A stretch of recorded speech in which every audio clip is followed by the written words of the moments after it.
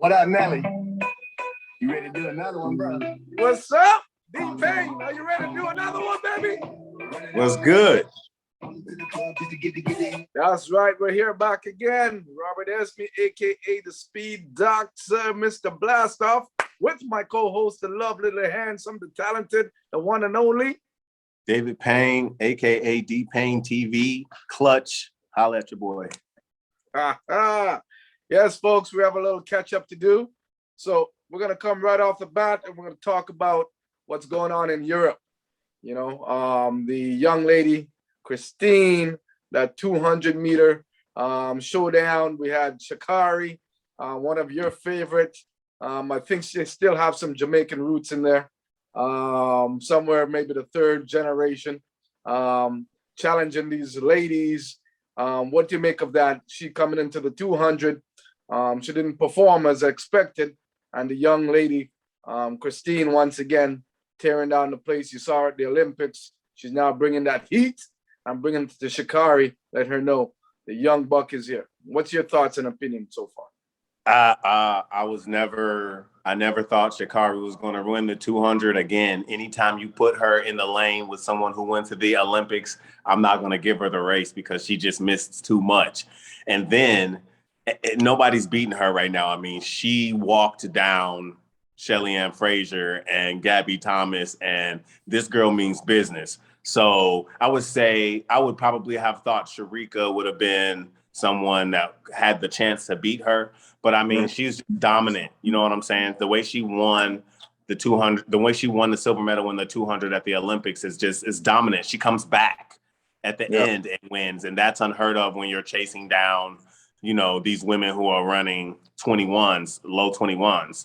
And I was impressed. I mean, she's impressing me every time I see her on the track. And Sha'Carri, though, I just think she's consistent in where she is. I don't think she needs to pretty much do anything else except for just continue the year out, finish your year out so you can recover and get back into training.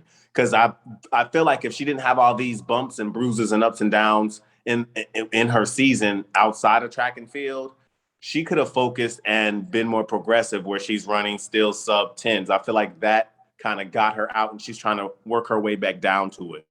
But shout out to Christine Mboma. She did a great job. Well, definitely Christine, as I told you in the previous Olympic segments, you know, her ability to continue generating, she's probably, the way things are looking, she might end up breaking the world record first in that 200 meter because we haven't seen nothing yet. That young lady and the body type that's putting on there, their testosterone level is a little bit more advanced than others. So you're going to see times drop very quickly.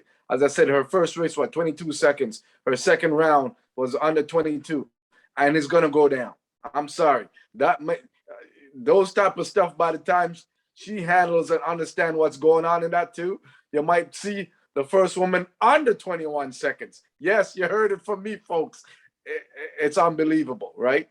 So at the end of the day, to defeat Asher in that field, you know, my little Sha'Carri, I'm not sure what's going on. I'm sorry. I expect better. You're world-class athletes at that level. Even a month off of training. Just think of your season when you're coming into the season and you open up with that 10-8 scenario. Yeah. There should be no issue running 10-8 after being off for 4 or 5 weeks with your level of training partner, your knowledgeable coach, and the system that you have in place. So my question to you is, do you think there is some stuff behind the scene, not athletically, such as drug stuff going on in the sports that we're not seeing, where maybe these guys are backing off or something's happening where the system is cleared? We could even say that about the Italian team, you know, all these medals pop that, and the performance is just popping up there like that, you know? Yeah. So what's your thoughts? Is that a play? What's going on? I would say, first off, good job to Dana Asher Smith, too. I didn't even talk about her, but she's coming back from a hamstring injury. So there's no way that she should be beating Sha'Carri That's a fact. Amen. But I wouldn't say I think anything crazy is going on. I mean, like in my season when I was doing well coming off the Olympics, I do think there was a fatigue factor that did set in. And some means I was like, man, I'm doing pretty well right now. I don't know if I'm gonna go to that meet before I already decided to go. So when you do go to a meet, I mean, after you've already went to the Olympics, I think you're just giving whatever you have. You know, for those who didn't go, you have something to prove, but you just give them whatever you have. Now, the Italian team, that's a whole nother story. Because I ain't seen nobody after the Olympics. I mean, where are y'all? I mean, that's a different story, but it's good to see somebody who blazed the track come, even if it's Sha'Carri and people have their own point of view of her, come and don't run well. It shows that she's human. It doesn't show that like, oh, she's won every race and all of a sudden like Serena Williams and y'all booing her because she won her first race. No, you're seeing her. She's an actual human being. She's lost races. She was very confident in herself and still lost the race. So I just think that it's the downhill season. I mean, the season's over in October. You'll see some people stretch it out, but you'll see some people start running really fast and you'll see some people start running flat. And I think that's just what we're seeing right now. Okay, because I'm quite worried for a young lady who's 6th fastest time in the world. Yeah. And, you know, at the end of the day, performance, you've been off. So you've got the system in play. You've got the training partners. You've got the mental facts side where you got that attribute of say, hey, I'm a badass. This is what's going on. You have athletes who came off an injury and performing close to where they were before that injury. So why isn't she performing that level as well? So that's one of my biggest questions, you know. But I think right now she's biting off a little bit more than she can chew.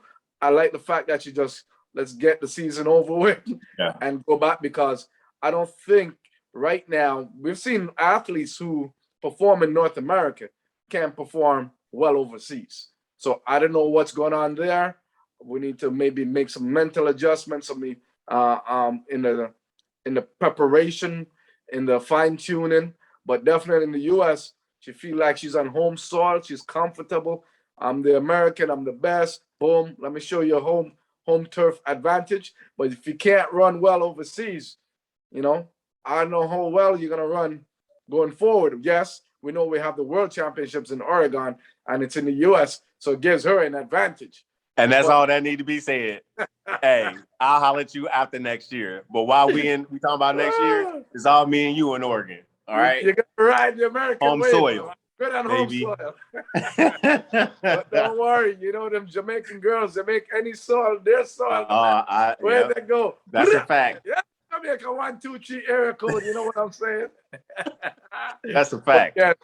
So what do you think's happening with the Italian team? Why are those guys not showing up at meets, and what's going on, you think? I don't know, honestly, outside of like, because I just recently heard that he may have been dealing with an injury. I didn't have no idea that he was dealing with an injury. And, you know, people want to see the Olympic medalists, regardless of what medal you got. They want to see you come out and they want to touch you. They want to see you. They want to see, this person won this medal. He's real. They want to see you come to their city and run. They don't want to see you disappear and you got the medal, but you're not showing it, and you're not giving other athletes opportunity to say he's not the best. And you know, that's normally what happens. And so outside of that, I don't know, maybe I don't want to say anything negative, but to me it seems like, you know, when people do that, they're afraid to be set up to be doped, you know, to be drugged, because they don't want to go that far. I'm not saying they're drugging. I'm just saying it's looking like he doesn't want to compete because he's afraid to get doped. I'm not saying afraid to compete against anyone else. But, I mean, how long has it been since the Olympics? We haven't seen him anywhere, not even at a small meet. So that perception piece. So, yeah, exactly. It doesn't need to, because Italian, you know, they got the money. They'll take care of the guys. Like other countries, they have to go work harder for the money. But, you know, over there, you can get lots of sponsorship, you know. So maybe you say, hey, let me enjoy the gold medal, do some PRs. Yeah, let's do some preps and let's do some modeling, some shoe contracts. You know, some Lamborghini, Bacardi, or whatever may roll up in there. You know, the Italian, they got them kind of money up in there. So hey, and you know what? And you know what? That's exactly what be happening, because he was trending on social media because all the women was saying that he was very attractive. And there's this thing, I'm not sure what it's called, but when you start paying more attention to fame and social media and all this stuff, you're gonna have the Sha'Carri syndrome where, you know, you're not focusing, and or the Tori Bowie syndrome where you're doing fashion and you're killing it. And now you're doing high levels of two different things. And so now something's suffering. I miss Tori Bowie, by the way. She was an amazing sprinter, but now you're suffering. And so it was just suspicious to me because we talked about how in 2014, his PR was 10.5. And then all the way in 2020, it was 10.10. And now at the Olympics, it's 10.80. Okay, that's possible, but show us that you can do it. Like, unless you're injured. Yeah. I'll totally take back my words. But if you're not injured, go to a meet and show us that you can still run sub 10. You know what I'm saying? It doesn't matter if you get beat. You already got the Olympic medal, the Olympic gold medal. So, yeah. Well, unless you can't produce it, they might be having on ice waiting to give it back. Hey, that's true. What? Whoa! Anyway, let's talk about this world record. The conversation. The world records in reach in 100-meter. Elaine Thompson, Kerley Elaine Fraser, Sha'Carri. Who do you think get it first? Well, honestly, I would say Kerley Elaine Fraser. I would say Elaine, honestly, was the closest. But considering her foot flare-ups, and my thing is, I feel like the closer you get to it, the harder it is to achieve. So she's gotten so close to it and was almost pretty much there to do it. And now she's got to fall back a bit because she's having foot injuries and she's been running so much. It's like, can she get it while she's still hot? Or is she going to fall back too much where it's going to be just out of reach by the end of the year? I think Kerley, even though she's not as close to the time, she's running enough races to still stay mobile enough to break out one day. I will say, though, I do think it's going to take the two of them to be in the same race in order for that to happen. So, but I would say Kerley Elaine Fraser. I just don't know how durable Elaine's foot is because she's running all over the track with fire and now her feet hurt. You know what I'm saying? So, but I understand that you've been running so fast for so long. So what about you? I'm going to say no world record this year, but I guarantee you it will be done in Oregon in the finals. Fast track, fast environment. Sha'Carri showing up, hopefully. There will be the most hottest race of all time. That Oregon final is going to be the one where the world record drops. Didn't Sha'Carri already run 10.61 on that track? Wind dated, son. It was wind dated. Okay. You can run all her 10.61, but the world record is 10.50 something. So remember that. You can still run her 10.61 and get fourth or whatever. You got that one. So I'm okay with that. But yes, that world record will drop in Oregon, and it's gonna make her feel more comfortable. That's in your backyard. But remember, the Jamaican coming like the Canadian to smack them in the backyard on the home soil. So, but definitely no world record for the rest of this year. When we look at the 400-meter, the young man, Lamont Marcel, right? No more competing in the Diamond League due to some injuries and stuff. You know, with the Diamond League finishing up, who do you see as a playing factor into the finals of the four and to getting that wild card to the Worlds for next year? Who's your favorite pick? Cherry. I mean, he's been the most consistent all year. He just ran a smoking time. I just feel like, I mean, he's going to continue it all the way out. And I mean, he's just been the most consistent for me. So, I mean, that's my simple answer. Okay. What about you? I agree. You know, we don't agree too often. But I agree with this one. Consistency does play a role. The opportunity to get a wild card into the World Championship is huge, where you don't have to go to trials. You sort of get a bye. So the opportunities for them to capture that would be great. Don't count the Bohemian out, though. No. It was a hard choice, but I say cherry, but don't count the Bohemian out. Yeah. Well, he wants a cherry on top, though.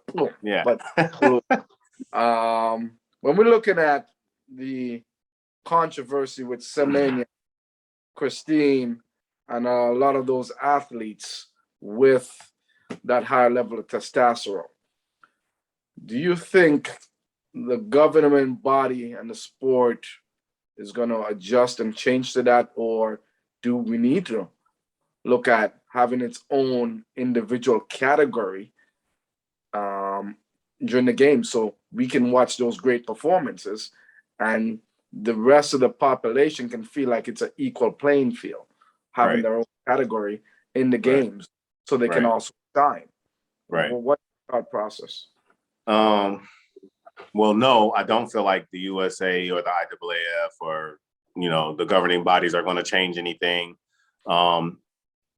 Here's what I think. I think that we need to abide by the rules. You can be whatever you want to be as far as man or woman or whatever, as long as your testosterone levels are lower and equal to the playing field of the women that are on there, and your levels are equal, that it says you are testing in the levels that are necessary and fair as the other women on the playing field. That's fine with me. I don't care. But at 0.001, when you're testing higher, get you out of there because you shouldn't be there. I mean, it's just unfair. I will say, though, if they do want to compete in a way where they can just be themselves, a new category will have to be made. Yeah. So, I do agree with you that within the rules, as long as you're playing within the rules, great. It doesn't matter. But do you think they have enough testing capacity for each events for those, say for the ladies, this is the lowest we allow and this is the highest, and how accurate would that be? And if so, would some of these athletes start playing with the levels to try to get into there? It's a tricky slope. Or do you create its own division and says, go get it? I feel like when you do that, then what happens to the person who has this weird random person?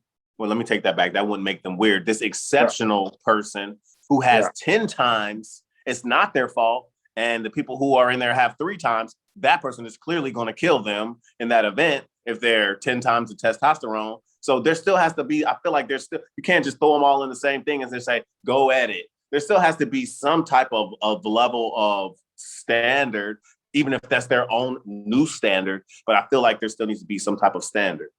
Yeah, almost similar to, I guess, the Paralympics, where you have the different levels, T this, T that, give them an opportunity to still shine. Right. But give them the opportunity to bring the best and their talent and showcases to the world within that category. But it's definitely a great conversation for us to look to see what the governing body is going to do to make the playing field evened out because, yes, they've got great talent and I'm all for it. But when I'm looking at the performance level, you're going from 22 seconds to 21 within 4 races and give them about 10 races, they'll be on a 21. I'm sorry. That's the level where I see it once you learn how to put it all together. So, but definitely I'm looking forward to the conversation and direction where we go. My only and main concern with this controversy, while they and the thing is, like, figure it out though, IOC and IAAF and USATF, because what you're doing is now you've allowed Mboma to run, but you've ruined Caster Semenya's career. So, but I just feel like they need to get it together, because regardless, they are the governing bodies, and no matter what, it's what they say. So just make the law and that'll be it. And no matter what, they either fall in or out of, or you created something new and we can move on, because we came to see a show. I don't want to see any legal men break women's records. That's what I don't want to see. So, all right. Yes. Speaking of that, Fred Kerley wins the 100-meter in the Diamond League. making it the first man to win the 100, the 200, and the 400.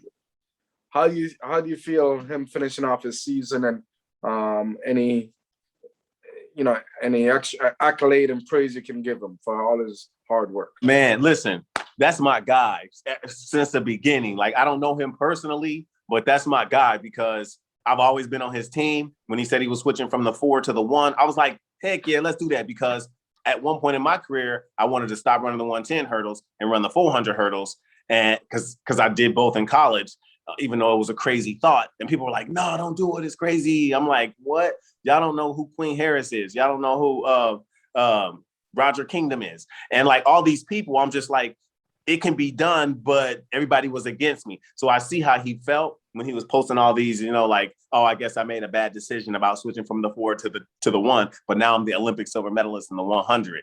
So, I mean, that's an amazing thing to do. I remember watching Sonya and Allison Felix do it and was like, holy cow, they're not just regular athletes. These athletes can do everything. So for Fred Kerley to do that and to do it in the Diamond, because the Diamond League is where you have to do it at, is when it counts. He's not just doing it at these little meets. He's not over in, I call it the Chitlin circuit. He's not at the islands. He's not at all these meets. He's at the Diamond League meet with the top athletes, and he's shutting them down in all 4 races. So he definitely deserves, the championship medal of the day. I'm giving it to Fred Kerley because that's awesome.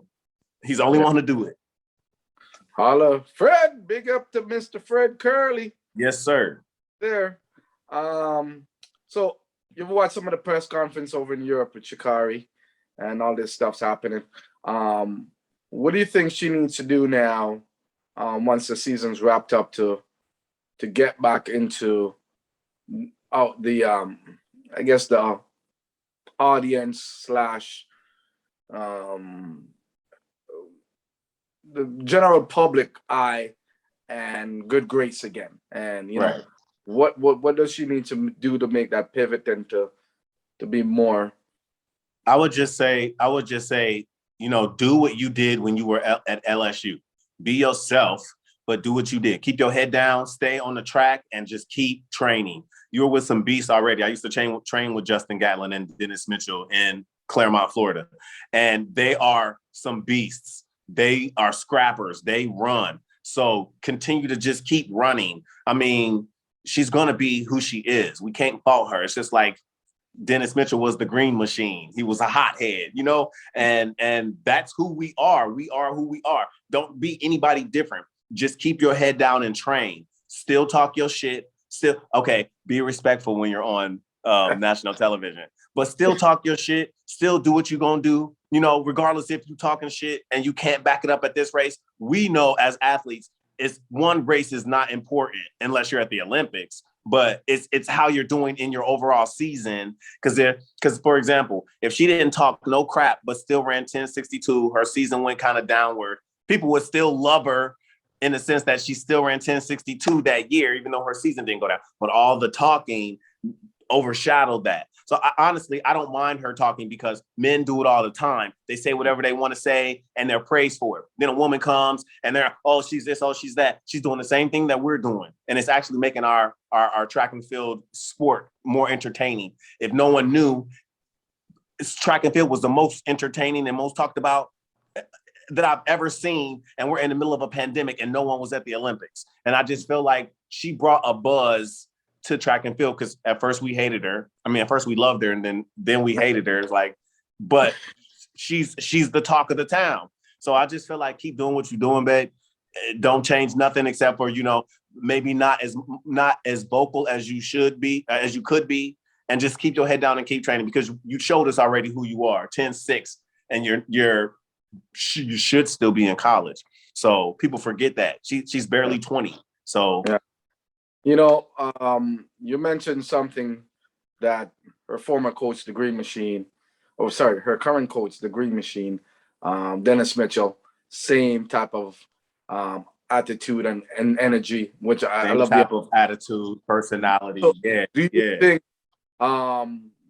Dennis has a huge influence on her and how she can adjust that and make it in a positive sense? Because for him, when I know he loses competition, he lost it. I did not lose. I came second. Yeah. I will not ever Yes. admit that I lost this. Yes. Yeah. Yeah. And that is affecting her brand or overall brand Yes. forward. Yes. So should he, with that influence that he has on her, is to try to find a way to pivot that and help her through that process, which he wasn't good at that process. Because when you lose, you can still be respectful and a gentleman about it, but he wasn't the same type of behavior happening there. So is he the right influence that for that, or he needs to step his game up and adjust that for her so she can be better in those moments of time? Right. Yes, I agree. I mean, what I will say about Coach Dennis Mitchell is that he knows what he's doing. He knows how to bring speed. Like you said, though, he can be hot. And most of the time when I've ever seen him hot is when we're not performing what we practiced, and not so much from what people are saying. Now, you ran against him, right? Oh yeah. So y'all ran against each other. So I feel like that's a different interaction where, like he's focused, he look a serial killer, he breathing all hard. That's his way of getting ready for a race. You know what I'm saying? But and I can also say, man, I've seen some interviews that, maybe weren't the best. But I can say is that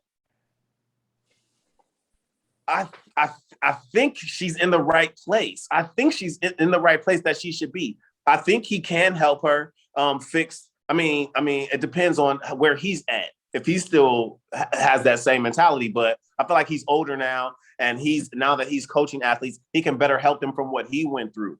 So I just tone it down just a little bit. Like there's nothing wrong with being extra. Just tone it down just a little bit. You know what I'm saying? Like get some more stuff under your belt first. It's all right to talk shit, but like in a sportsmanlike manner, to not like, where people don't like you because you're starting to get too sassy. You know what I'm saying? So, but I think Dennis can do it. I think she's in the right place. I mean, she's right next to Justin Gatlin, Tiana Daniels. I mean, these guys are powerhouse sprinters. None of these guys are like third or fourth place. In real reality, I just feel like she's in the right place. They're all horses. She's in the right place. So definitely athletically, coaching wise, on the athletic side, she's in the right place. Yes. Athletic side is maybe need some extra help with maybe a PR, communication, and making sure interview style it comes off properly, the manner, the respect of other athletes, but it doesn't. On the track, you can't have that. Yeah, I'm here for you, baby. I'm gonna whoop some ass right now. But within that environment, behind closed doors, behind cameras, with the other athletes. But now it's showtime. You need to bring your showtime entertainment, not your trash time entertainment to the showtime. Right. All right. Well, definitely, T-Pain. It's always a pleasure. Always communicating together. And I'm looking forward to bringing our guests in bi-weekly on our interviews on the hot seat, the naked truth, and just let them cry like Oprah's. That'll be entertaining. We'll get some feedback from other athletes and their opinions, and get some debates going. And it'll be real fun. Don't forget to subscribe, leave your link, share it with others. Let's get down to the the 1,000 viewers. Channel up there, and then we'll move to 10,000, then 100,000, then 1 million. Then we're watch us hit the likes. We here, baby. That's right. To Kerley, have a great off season after the Diamond Leagues are wrapped up. We're looking forward for you to come back with your fire, your speed, and your energy, and your hair. And your hair. Oh yeah, bring all them stuff. Preset the screen, watch the mannerism, and let's have some fun and entertainment while your stocks and your likes and your